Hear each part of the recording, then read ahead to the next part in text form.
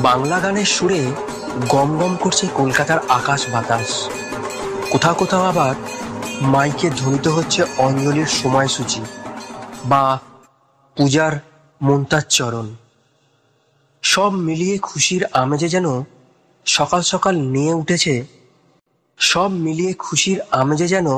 সকাল সকাল নিয়ে ধুয়ে টিপটপ করে তৈরি হচ্ছে সিটি অফ জয়। দুর্গাষ্টমীর হুল্লোড়ে লুটোপুটি খেয়ে এ শহর এ সময় চরম উচ্ছ্বসিত প্রাণবন্ত। তাই হয়তো দেশি হোক বা প্রবাসী, সবাইরই এই সময়টাতে নিজের ঘরে ফেরার একটা আলাদা তাড়া থাকে একটা আনন্দ ঘন উত্তেজনা।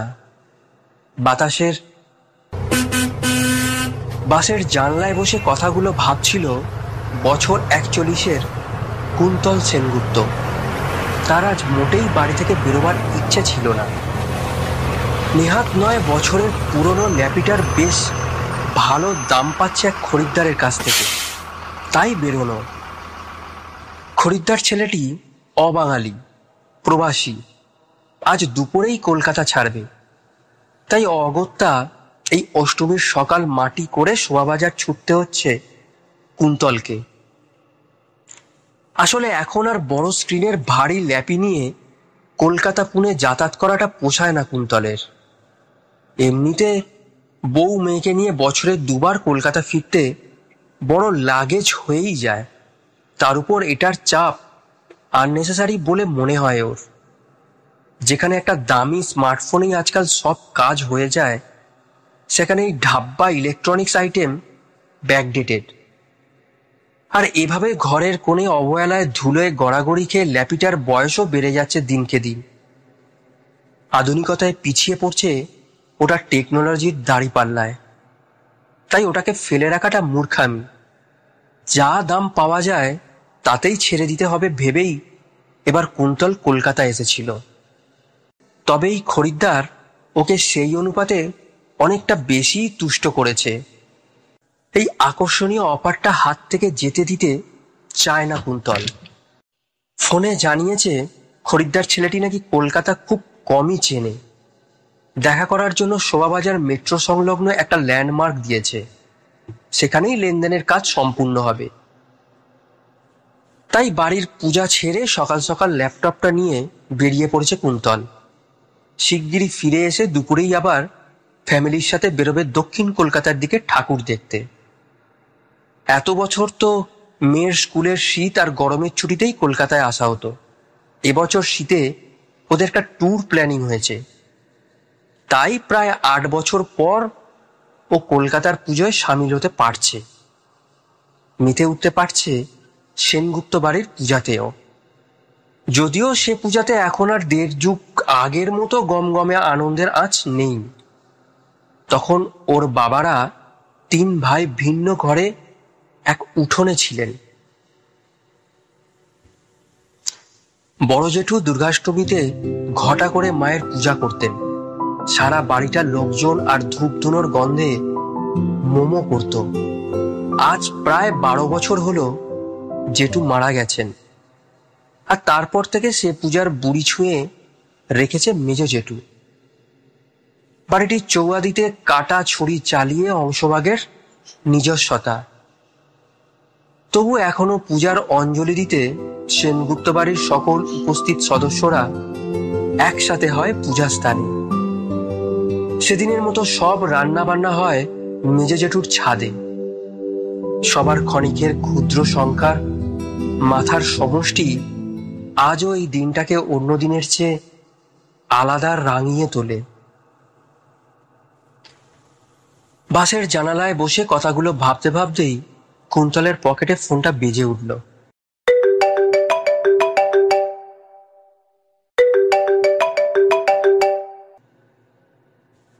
ফোনের স্ক্রিনে ভেসে ওঠা নম্বরটা দেখে কুন্তলের মুখে একটা অল্প বয়সী কুটিল হাসি খেলে গেল। অতঃপর ফোনের ওপার থেকে বাল্যকালের বন্ধু রানা জানালো নবমীর রাতের প্ল্যানিং।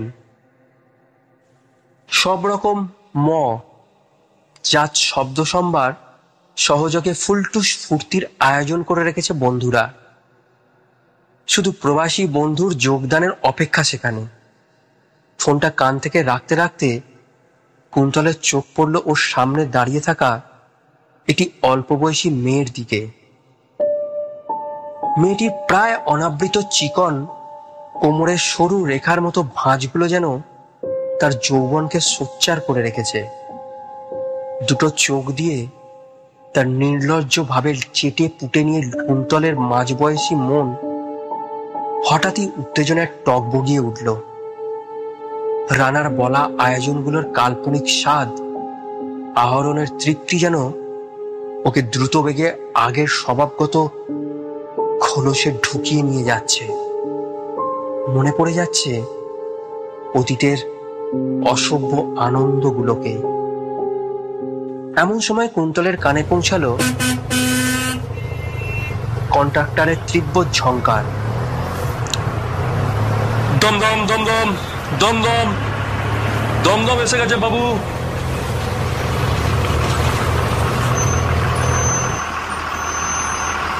যারা দমদমে নামবেন সামনে এসে দাঁড়ান, টিকিট টিকিট। কুন্তল সিট ছেড়ে উঠে দাঁড়ালো।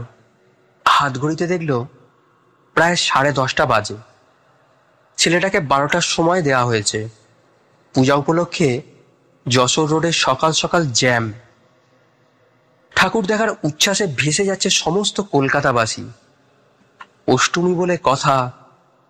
বাঁকড়া থেকে দমদম স্টেশন পৌঁছতে তাই বাসটা প্রায় 1 ঘন্টার বেশি সময় লাগিয়ে দিল। এখন নতুন ফ্ল্যাটটার জন্য প্রোমোটারের দমদমের বাড়িতে গিয়ে বুকিংয়ের টোকেন মানিটা দিয়েই মেট্রো ধরতে হবে। দমদম থেকে মেট্রোতে আশা করি আর বেশি সময় লাগবে না। মনে মনে ক্যালকুলেট করে নিল কুন্তল। তারপর পাদানিতে দাঁড়ানোর আগে পকেট থেকে ফোনটা বের করে বাঁ হাতে মুঠোবন্দি করল। বলা যায় না, ঠাকুর দেখার এই ভিড়ের মধ্যে হয়তো অনাবশ্যকীয় ভিড়ও মিশে আছে পকেটে হাত রাতে। তারপর বাস থেকে নামতে নামতেই কুন্তলের খেয়াল হলো পেছনের ধাক্কাধাক্কিতে ওর বাঁ হাত থেকে মোবাইলটা পড়ে গেছে। তৎক্ষণাৎ নিজের দামি মোবাইল ফোনটাকে হুড়মুড় করে খুঁজতে শুরু করে দিল কুন্তল। এমন সময় একটি অল্প বয়সী ছেলে ওর হাতে তুলে দিল ওর মাত্র 3 মাস বয়স্ক দামি ফোনটাকে। কুন্তল মোবাইলটা হাতে নিয়ে একটা লম্বা স্বস্তির নিঃশ্বাস নিয়ে ছেলেটাকে উচ্ছ্বসিত হয়ে ধন্যবাদ জানাবে বলে ফিরে তাকালো। কিন্তু কই সে ছেলে? কুন্তল দেখল সে দ্রুত পায়ে ক্রমশ কুন্তলের থেকে দূরত্ব বাড়িয়ে চলেছে। ব্যাপারটা কেমন যেন লাগলো ওর। যদিও পরবর্তী 2 মিনিটেই ওর কাছে পরিষ্কার হয়ে গেল এই ঘটনার কার্যকারণ সম্পর্কে। যখন ভিন্ন রিংটনে কুন্তলের হাতের ফোনটা ভাইব্রেট করে উঠল।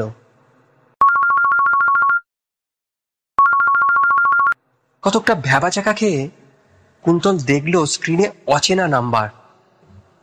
কিছুক্ষণ স্তম্ভিত থেকে হাতের ফোন সেটটাকে বাইরগতভাবে পর্যবেক্ষণ করার পর কোনো অমিল না পাওয়ায় ফোনটা প্রায় কেটে যাওয়ার মুখে রিসিভ করলো কুন্তল।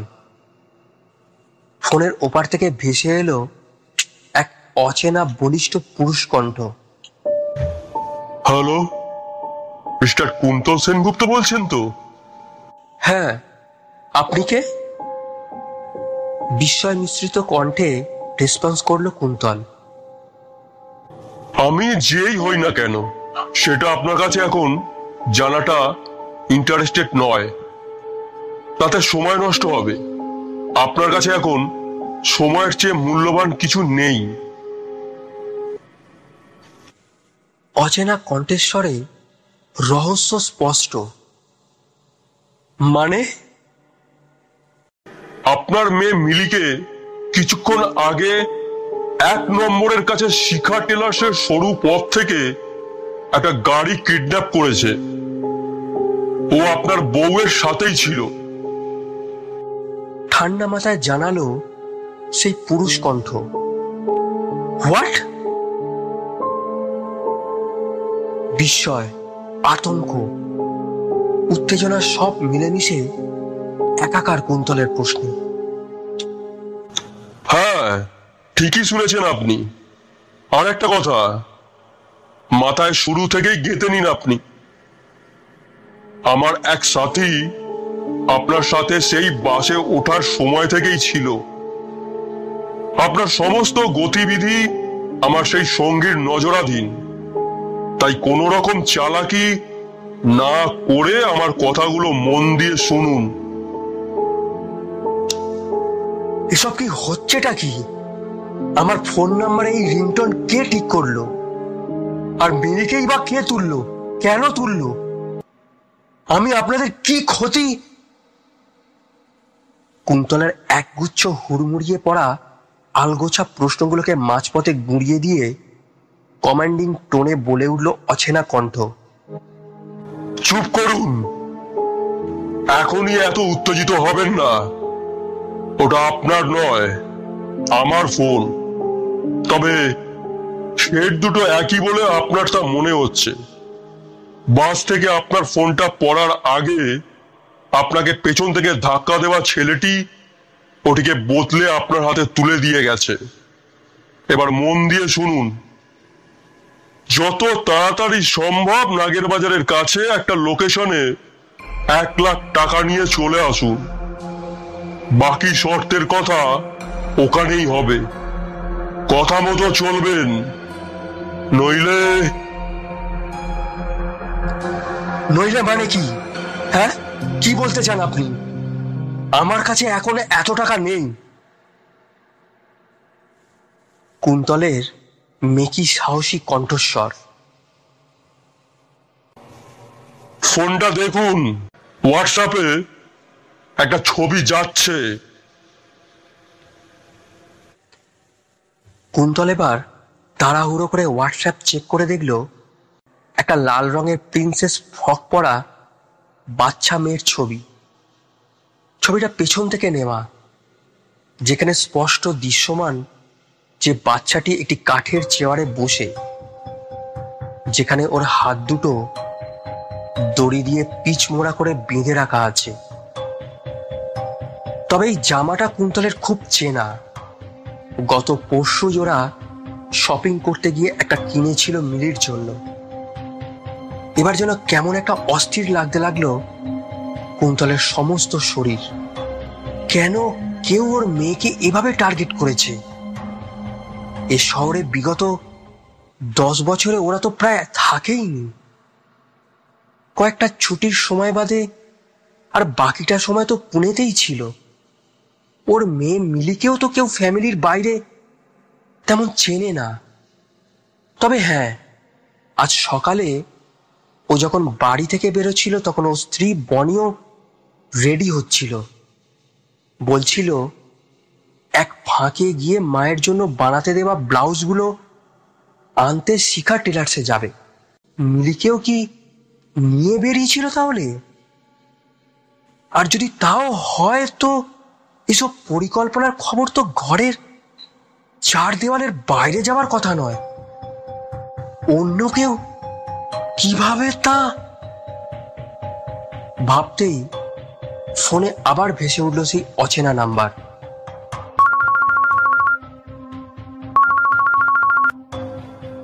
কি কুন্তল বাবু, জীবন পথেও কোনো মোক্ষম দাবার চাল খুঁজছিলেন নাকি? তা অভ্যাসবশত করতেই পারেন আপনি। ভালো দাবারু বলে কথা।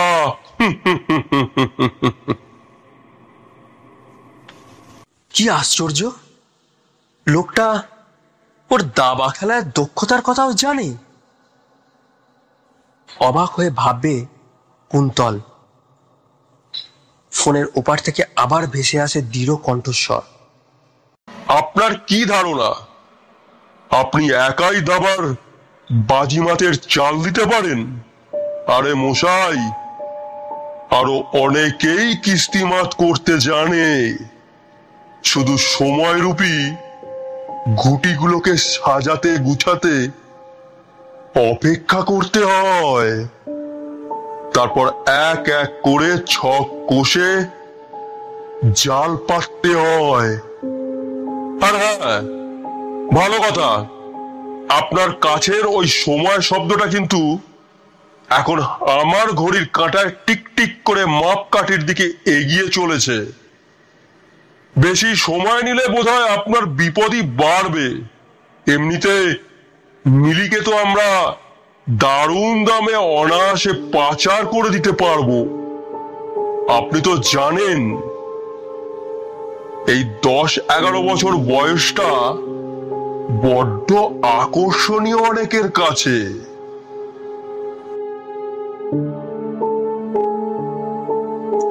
লোহাতুর গলায় বলে উঠল অচেনা কণ্ঠস্বর, শাট আপ স্কাউন্ডেল! গর্জে উঠল কুন্তল। শান্ত হন কুন্তল সেনগুপ্ত, মাথা ঠান্ডা রাখুন। সবে তো সাদা কালো কর্মছকে গুটি সাজানো হয়েছে। খেলার এখনো অনেক বাকি আছে। মানছি আপনার সব গুটিকেই এখন এক এক করে আমার চতুর চালের গুটিগুলো খেয়ে নিচ্ছে। তবে একটা সুযোগ দিচ্ছি আপনার রাজার ইজ্জত বাঁচানোর। আধ ঘন্টার মধ্যে আমার কথা মতো টাকা নিয়ে চলে আসুন। কিন্তু কিন্তু এত টাকা এখন আমার কাছে নেই। নেতিয়ে পড়া গলায় বলে উঠল কুন্তল। প্রথমেই বলেছি কোন রকম চালাকি করবেন না, তাতে ফল ভালো হবে না। আমি মিথ্যা বলছি না। আপনার যে সঙ্গী আমার কাছে পিঠে আছে তাকে বলুন আমার কার্ড চেক করে নিতে। আমি তার হাতে তুলে দিচ্ছি। মিস্টার সেনগুপ্ত, আপনার মগজস্ত্রকে নিরস্ত করুন। আপনি যদি মনে করে থাকেন যে আপনি এভাবে আমার নজরদারিকে ধরে ফেলবেন তো ভুল ভাবছেন। আপনার রূপম সোসাইটিতে আলিশান ফ্ল্যাট বুকিং এর পরিকল্পনাটা আমাদের জানা আছে। আর আজ দমদমে প্রডিউসারের বাড়িতে যে আপনি টোকেন মানি দিতে এসেছেন তাও জানা আছে। এই ফ্ল্যাট বুকিং পারপাস আপনার সবকটা অ্যাকাউন্ট মিলে এই মুহূর্তে কতটা ক্যাশ টাকা আছে তা আন্দাজ করাটাও আমাদের পক্ষে খুব একটা কঠিন কাজ নয়। যাই হোক, এত বাক্য ব্যয় করা আমার পছন্দ না। আপনার কাছে যে ফোন আছে 5 মিনিটের মধ্যে সেখানে আমি একটা ঠিকানা পাঠিয়ে দিচ্ছি। চলে আসুন ক্যাশ নিয়ে। আর হ্যাঁ, নজরে আছেন আপনি, মনে রাখবেন, এটা যেন ভুলে যাবেন না। একটু বেচাল কুচালে আপনার ছোট্ট কন্যা সন্তানটি বারোয়ারি হয়ে যেতে পারে।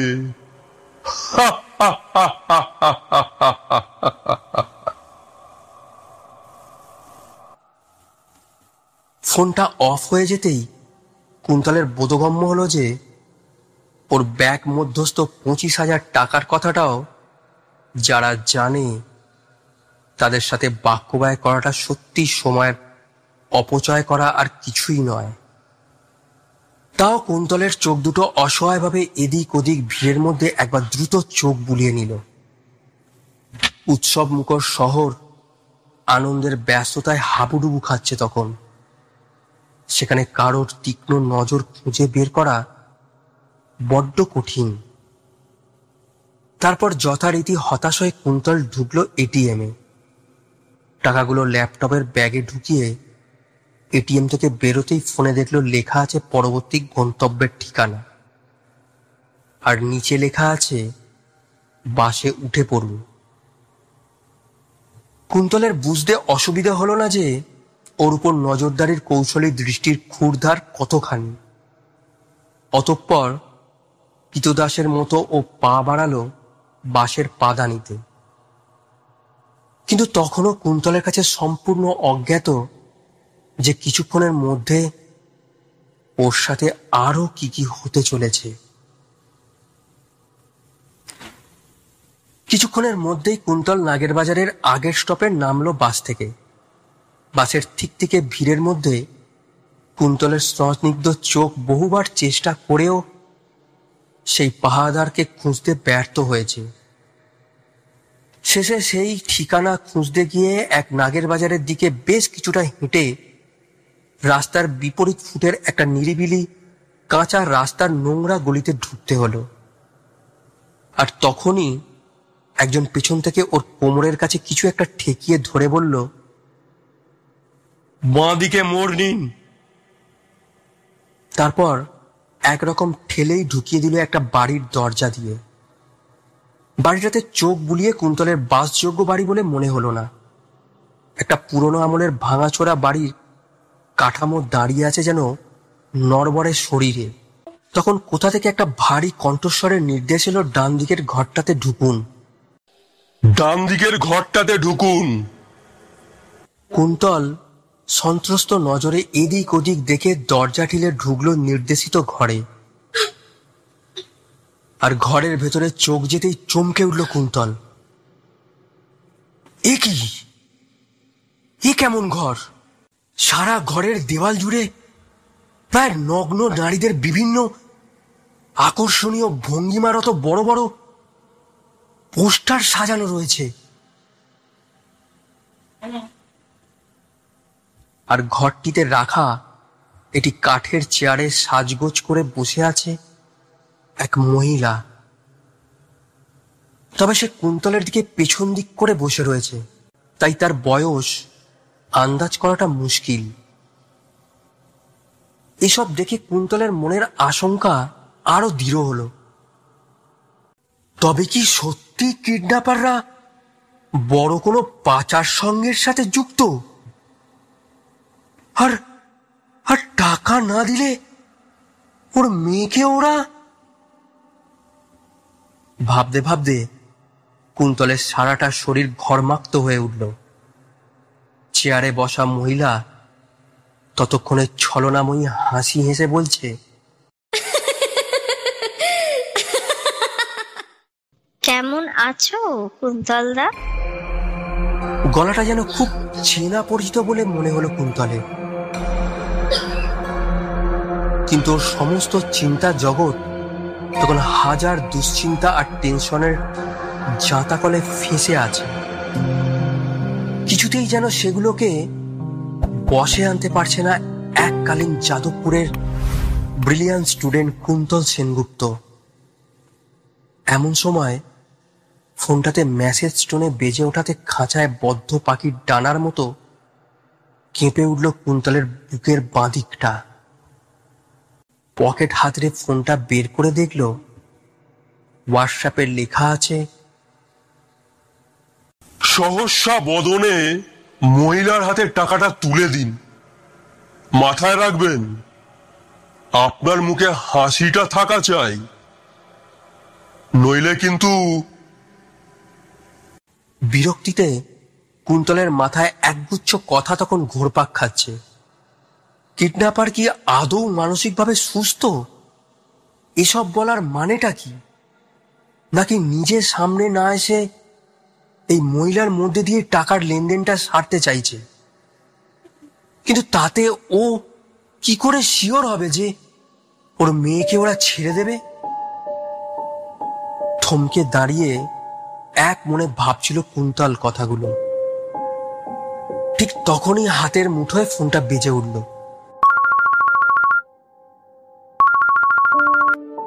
ওপার থেকে ভেসে এলো, কি ভাবছেন এত?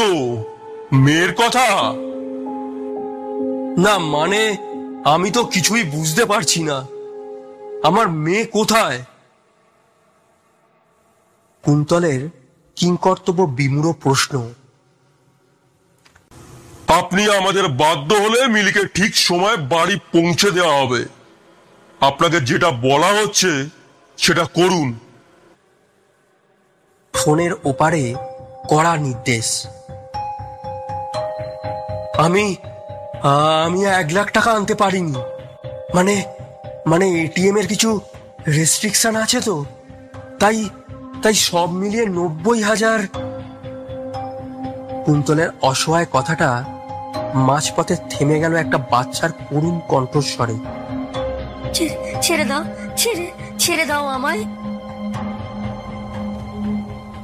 কুন্তলের অস্থিরতা তখন চরমে, কিন্তু এটুকু বুঝল এটা মিলির গলা নয়। তবে কি আরো বাচ্চাকে এখানে ওরা? কুন্তলের ভাবনার জালকে ছিন্ন ভিন্ন করে গর্জে উঠল অচেনা কণ্ঠ। আপনার কি মনে হচ্ছে আপনার কাছে এই অবস্থায় আমার কথা না শুনে অন্য কোনো উপায় আছে? যখন নেই তো যা এনেছেন তাই হাসি মুখে মহিলার কাছে দিয়ে আসুন। কৌতুকের প্রলাপ সে কণ্ঠস্বরে। কোনো উত্তর না দিয়ে চোয়াল দুটো শক্ত করে দাঁড়িয়ে রইল কুন্তল। ওপার থেকে আবার ভেসে উঠল, মনে থাকে জানো, হাসি মুখে টাকাটা দেবেন। হ্যাঁ, মুখে হাসিটা যেন আপনার থাকে। ফোনটা বন্ধ হওয়ার পর উপাহীন চোখে তাকিয়ে দেখল কুন্তল মহিলাটার দিকে, আর কাঁধে রাখা ল্যাপটপের ব্যাগ থেকে বের করলো টাকার নোটগুলো। তারপর সেগুলো নিয়ে মহিলার সামনে গিয়ে দাঁড়াতেই কুন্তলের পায়ের তলার মাটি কেঁপে উঠল। এ কাকে দেখছে ও? তবে কি প্রতিশোধ নিতেই? হাসি মুখে দেওয়ার কথা ছিল। কুন্তলের ভাবনাকে নির্বিকার মারিয়ে হেসে বলে উঠল কুন্তলের এককালীন অতি পরিচিতা সেই তরুণী। কুন্তলকে বাধ্য ছেলের মতোই করতে হলো কাজটা। অতঃপর কয়েক সেকেন্ডের মধ্যেই কুন্তলের পকেটে রাখা ফোনে এলো হোয়াটসঅ্যাপ মেসেজ। ফোনটা এখানে রেখে আর কোনো দিকে না চেয়ে বাড়ি চলে যান। খেলা শেষ। ফলাফলটা বাড়িতে গিয়েই পাবেন, তবে সিধে বাড়িতেই যাবেন, ঠিক আছে?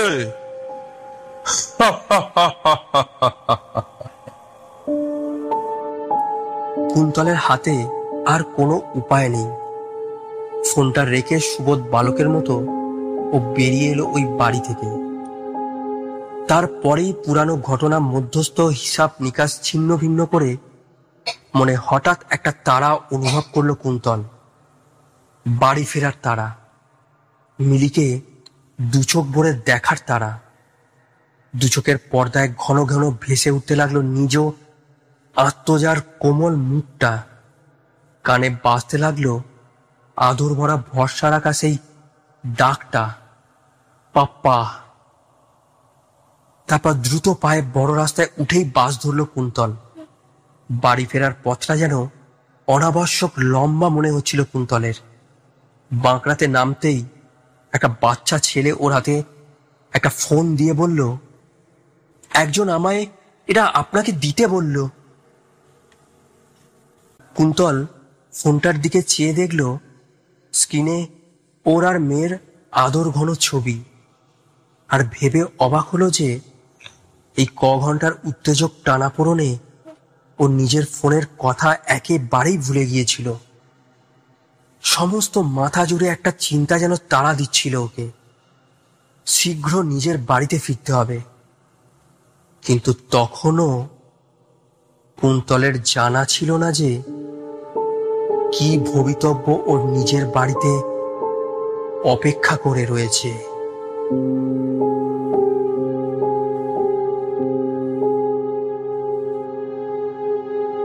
সেনগুপ্ত বাড়ি বাস স্ট্যান্ড থেকে মিনিট চারেকের হাঁটা পথ। দ্রুত পায়ে তা পেরিয়ে যখন বাড়ির গেটে দাঁড়িয়ে কুন্তল, তখন ভেতরের সব আত্মীয় স্বজন হঠাৎ ওর দিকেই ফিরে তাকালো, যেন ওর আসার অপেক্ষাই করছিল সবাই। কুন্তলের চোখ খুঁজে বেড়াচ্ছিল মিলিকে, আর চারদিকের চোখগুলো এক অদ্ভুত দৃষ্টিতে তখন মাপছিল ওকে। মিলিকে দেখেই এক ছুটে ওর দিকে হুড়মুড়িয়ে পড়ল কুন্তল। আর তৎক্ষণাৎ বনি এসে মেয়েকে একরকম টেনে হিঁচড়ে সরিয়ে নিল ওর কাছ থেকে। কুন্তল খেয়াল করল বনির ভেজা চোখে তীব্র ঘৃণার হুঙ্কার।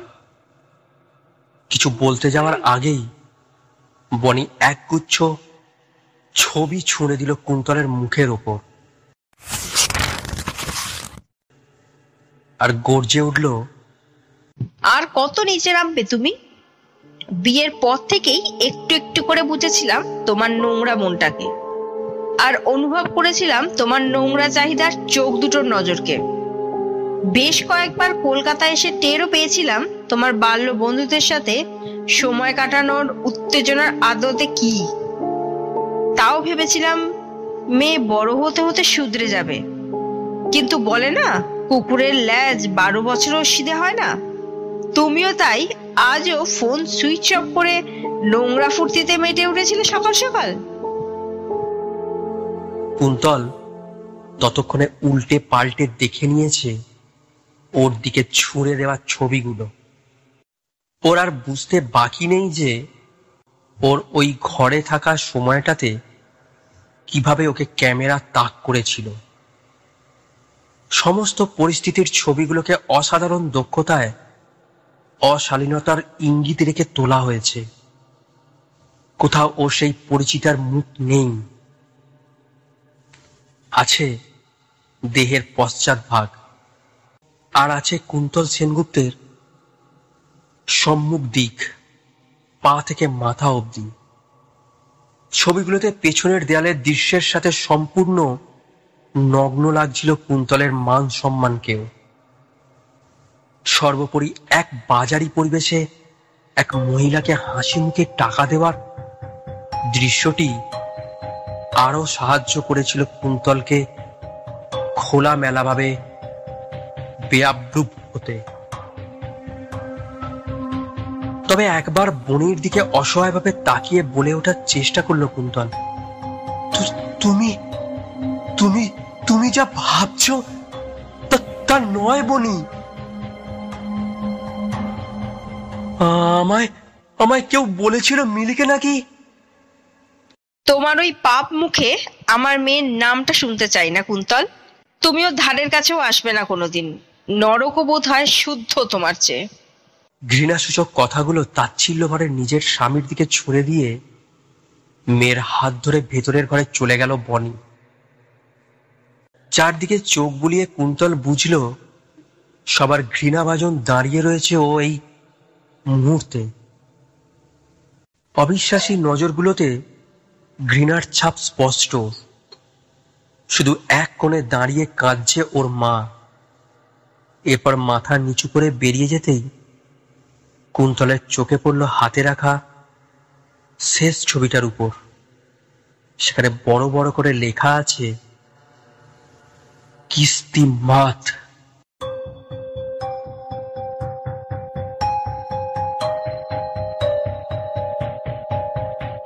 কিছু দূরের আড়ালে তখন দাঁড়িয়ে রয়েছে জীবন নামক দাবার ছকে চাল দেওয়া এক গুরুত্বপূর্ণ ব্যক্তিত্ব, টিউলিপ।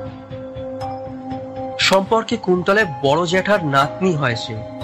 ওর বিজয়ী চোখ দুটোতে তখন 14 বছর আগের দৃশ্য ফুটে উঠেছে। ঠিক এমনই এক অষ্টমীর পবিত্র সকালে বাড়ি জুড়ে পূজার আয়োজনের তোড়জোড় চলছিল।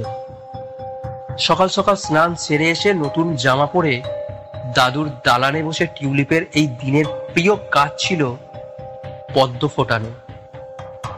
গোলাপি রঙের কুড়িগুলোকে প্রথমে একটু ফাঁপিয়ে নিয়ে আলতো হাতে ফুটাতে হতো এক একটা পাপড়িকে। মাকে দেখে দেখে শিখে গিয়েছিল টিউলিপ। মা খালি বলতেন, আলতো হাতে কর, নইলে পাপড়ি মুষড়ে আলগা হয়ে যাবে।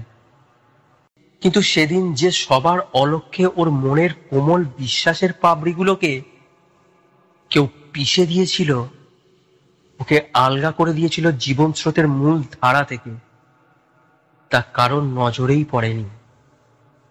আর ছোট্ট 12 বছরের টিউলিপও কাউকে বলে উঠতে পারেনি সেদিনকার সেই নিষিদ্ধ কথাগুলো। হ্যাঁ, ঠিক এই শব্দেই তো ওকে বুঝিয়েছিল ওর কুন্তল মামা, এগুলো বড়দের ব্যাপার, আমি তোকে এভাবে ছুঁয়ে আজ আরো বড় করে দিলাম, কাউকে বলবি না, নিষিদ্ধ ব্যাপার এগুলো, বললে তোকেই সবাই খারাপ বলবে, বলবে বাচ্চা মেয়ে বড়দের কথা নিয়ে কথা বলছে, ঘৃণা করবে তোকে। এসব শুনে দেওয়াল ধরে সিঁটিয়ে দাঁড়িয়েছিল ছোট্ট টিউলিপ।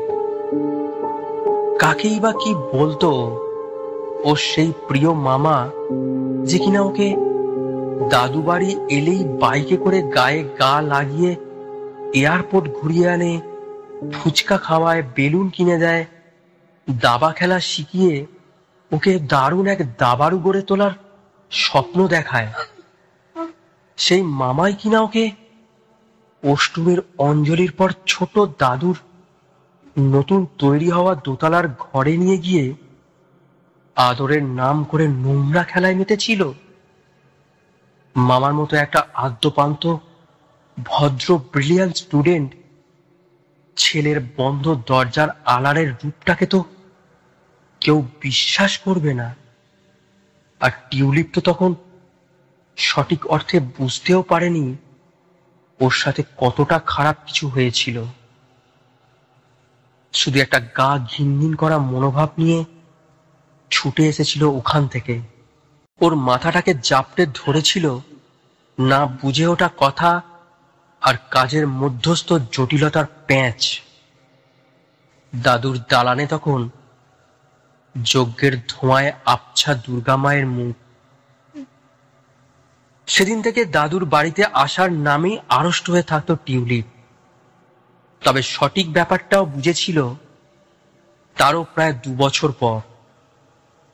দূরদর্শনের পর্দায় একটা সিনেমার ঘৃণাসূচক দৃশ্য দেখে জেনেছিল এসবের নাম সেক্সুয়াল বা ইনসিডেন্সেন্ট অ্যাসল্ট।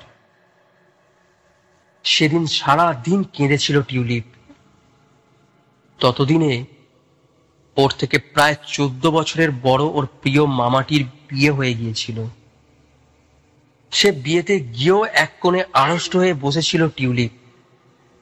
শুধু দাদু বাড়ির ভাড়াটে বাপ্পাদা এটা খেয়াল করে ওর মুখ ঠিক করার বারবার চেষ্টা করেছিল সেদিন, এমনকি কারণও জিজ্ঞাসা করেছিল, কিন্তু টিউলিপ কাউকেই বলে উঠতে পারেনি সেই কারণ। সত্যি বলতে কি বলতে পারেনি সে। তারপর তো ওর দাদু মারা যাওয়ার পর ও বাড়িতে যাওয়া প্রায় বন্ধই হয়ে গিয়েছিল ওর। আর কুন্তলও ভালো মাইনের চাকরি পেয়ে চলে গিয়েছিল ভিন্ন রাজ্যে। এই পূজাতে মেজদিদার শরীরের অবস্থা ভালো না হওয়ায় ওদের সবার আবার এ বাড়িতে আসা হলো প্রায় বছর 11 পরে। আর সেই কুন্তলের সাথে দেখা হতে সারাটা শরীরের রক্ত ফুটছিল টিউলিপের। ও এখন আর সেই ছোট্ট মেয়েটি নেই, 26 বছরের এক পরিণত বুদ্ধিসম্পন্ন মেয়ে। এ বাড়িতে আসার পথে অনেক বছর পর দেখা হয়েছিল বাপ্পাদার সাথেও। ওরা এ বাড়ির পুজোয় কেন আসেনি বলে টিউলিপ যখন প্রশ্ন তুলেছিল, তখনই ও জেনেছিল কুন্তলের আরেক পাপের ইতিহাসের কথা। সে বিষয়ে বিভিন্ন কথাবার্তার মধ্যে দিয়ে ও জানতে পেরেছিল যে বাপ্পাদাদের 1 যুগ আগে এ বাড়ি ছাড়ার কারণটা। বাপ্পাদার দিদির সাথে কুন্তল সেনগুপ্ত রীতিমতো প্রেমের অভিনয় করে তার সর্বাঙ্গ ব্যবহারের কয়েক বছর পর জানিয়েছিল ওর পক্ষে এ বিয়ে করা সম্ভব নয়। বাপ্পারা নিচু জাতের হওয়ায় সেনগুপ্ত বাড়ির কেউ এ সম্পর্ক নাকি মেনে নেবে না। কিন্তু আসল কারণটা বাপ্পা বুঝেছিল তার 3 মাসের মধ্যেই কুন্তল সেনগুপ্তর হাসি মুখে বিয়ের পিড়িতে বসার দৃশ্য দেখে। কারণ ছিল হয়তো পাত্রীর বেশ চোখে পড়ার মতো সৌন্দর্যময়ীর ব্যক্তিত্ব। কিন্তু তার পরে পরেই বাপ্পার দিদি নিখোঁজ হয়ে গিয়েছিল। বাধ্য হয়েছিল এ সমাজের সুস্থ জীবন প্রবাহ থেকে মুখ লুকোতে। বাপ্পার মুখে কথাগুলো শোনার পর টিউলিপের যেন মনে হলো বাপ্পার ঘৃণাগুলোর সাথে কোথাও ওর ভেতরের ঘৃণাগুলোর খুব মিল পাচ্ছে। এমনিতে ছোট থেকে দাদুর বাড়িতে যখনই আসতো, বাকি ঘরের ভাই বোনদের সাথে 2 বছরের বড় বাপ্পাও ছিল ওর খেলার সাথী। ওর মন ও চরিত্রগত পবিত্রতা সম্বন্ধে ধারণা ছিল টিউলিপের। এমনকি কখনো কখনো বাপ্পাদার আচরণে টিউলিপের মনে ওকে অন্য এক ভালো লাগার দৃষ্টিতে দেখে বাপ্পা ওরফে নবেন্দু দাস।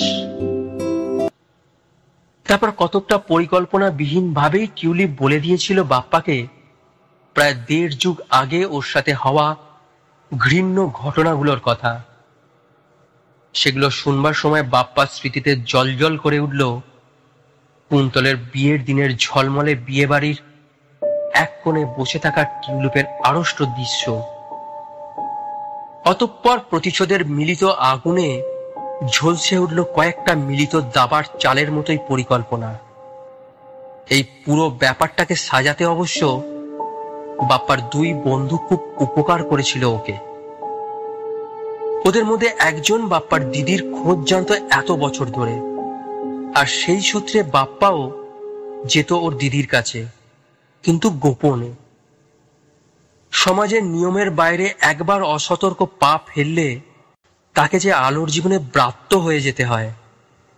বাপ্পার সেই বন্ধু জানিয়েছিল যে নাগের বাজারের কাছে ওদের একটা পুরনো পরিত্যক্ত বাড়ি আছে, আর তারপরেই পরিকল্পনা হলো এক একটা চালে একটু একটু করে অসহায় করে কুন্তল সেনগুপ্তকে অষ্টমীর দিন সেখানেই নিয়ে গিয়ে তুলতে হবে। টিউলিপি কুন্তলের ল্যাপটপ বিক্রি তারার কথা জেনে বাপ্পাকে জানিয়েছিল, আর বাপ্পা গলা বদল করে ভাঙা ভাঙা বাংলা বলে সেজেছিল ফোনের ওপারের অবাঙালির খরিদ্দার। তারপর সকালে মামির অর্থাৎ কুন্তলের বউ বনি টেলার্সে যাওয়ার ব্যাপারটা কতকটা কাকতালীয় ভাবেই টিউলিপকে ওর মা জানিয়েছিল। ছেলের আলিশান ফ্ল্যাট বুকিং এর টোকেন মানির প্রসঙ্গে তো কুন্তলের মাই বলে ফেলেছিলেন। সব মিলিয়ে পরিকল্পনার অঙ্কে 2 2 4 হয়েই যাচ্ছিল। ধর্মের কল বাতাসে তো নড়েই। গতকাল যখন কুন্তলের মেয়ের নতুন প্রিন্সেস ফ্রকটা কিছুক্ষণের জন্য কৌশলে সরিয়ে বাপ্পার হাতে তুলে দিয়েছিল টিউলিপ, তখন ওর বুঝতে বাকি ছিল না যে সেই ফ্রকটা কুন্তলের প্রথম সন্তানের গায়ে উঠতে চলেছে। ওই জামা পরিয়ে ওর পেছন থেকে একটা ফটো তোলার জন্য, যেখানে ওর হাত দুটো পিচ মোড়া করে বাঁধা থাকবে। আর সেই ছবি দেখেই তো কুন্তল ভয়ে ভয়ে কিডন্যাপারের বাধ্য ছেলের মতো এক এক করে কাজ করে যাবে। সম্মান বা বিশ্বাস কখনোই অর্থের মূল্যায়নে স্থির করা সম্ভব নয়, তবু তো এক্ষেত্রে কিডন্যাপিং প্রমাণে কিছু অর্থমূল্য রাখতেই হয়। আর অসহায় জানোয়ারটাকে নিজের সামনে পদানত হতে দেখে ভেতরে ধিক ধিক করে জ্বলতে থাকা আগুনটা হয়তো একটু থিতবে বাপ্পার দিদির। এসব বুঝতে পেরেও টিউলিপ বাপ্পার সামনে সেসব কথার বিশ্লেষণ আর তুলে ধরতে চায়নি। হয়তো বাপ্পাও বহুদিন পর নিজের দিদিকে প্রতিশোধ নিতে দেখে খুশি হবে।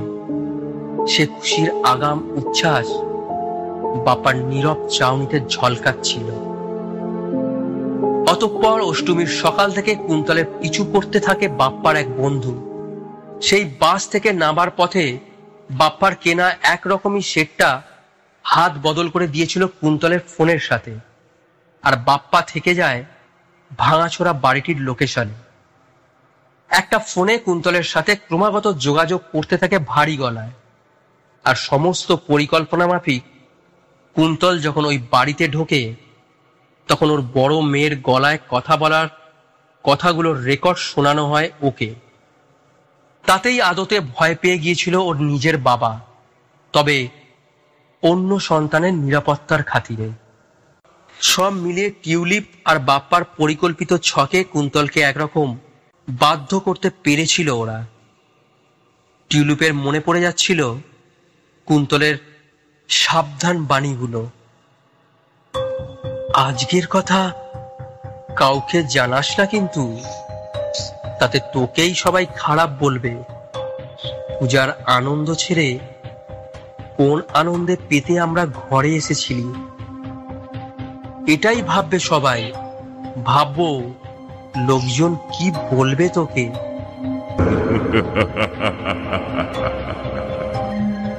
বলে হো হো করে কৌতুকর বিজয়ীর হাসি ঝলকাচ্ছিল কুন্তলের চোখে মুখে সেদিন। আর সব দাবা খেলার শেষে যেমন বলতো ও তেমনি নিজের মনে নিজেই অভ্যাসবশত বলেছিল, কিস্তি মাত। আজ টিউলিপও পেরেছে সেই নোংরা খেলার প্রতিশোধ নিয়ে কুন্তলের মান সম্মানকে মাটিতে মিশিয়ে দিতে। নিজের শহরে নিজের বাড়িতে ওর ইজ্জতের ধ্বজা উড়িয়ে দিতে।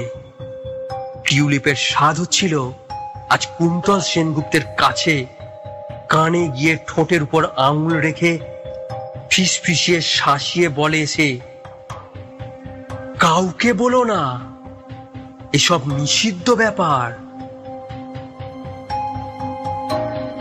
মধ্যাহ্নের উজ্জ্বল রবিকিরণে তখন সেনগুপ্ত বাড়ির দালানে জল করছে অষ্টমীর দুর্গা মা। তার পায়ের তলায় ত্রিশূলের ঘায়ে কাতরে পড়ে থাকা অসুরের দিকে চেয়ে আজ নিজের মনে নিজেই আনন্দে বলে উঠছে টিউলিপ, কিস্তি মাত।